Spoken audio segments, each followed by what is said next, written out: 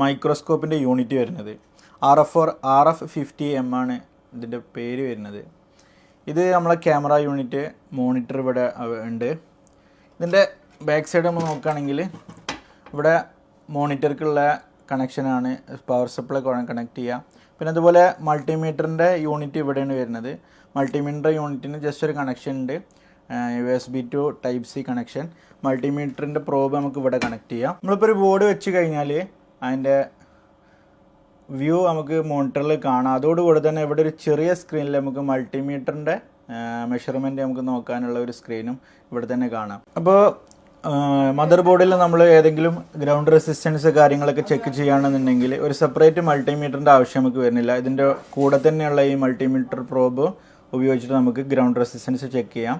For example ഇപ്പോൾ ഇവിടെ ഇതേപോലെ ഓരോ പോയിന്റിൽ വെക്കുന്ന സമയത്ത് ഇപ്പോൾ കാണാൻ കഴിയും, ഇവിടെ മദർ ബോർഡിൻ്റെ വ്യൂവും കാണാം, കൂടെ തന്നെ അടിയിലെ ചെറിയ സ്ക്രീനിൽ അതിൻ്റെ ഗ്രൗണ്ട് റെസിസ്റ്റൻസിൻ്റെ വാല്യൂ നമുക്ക് കാണാം.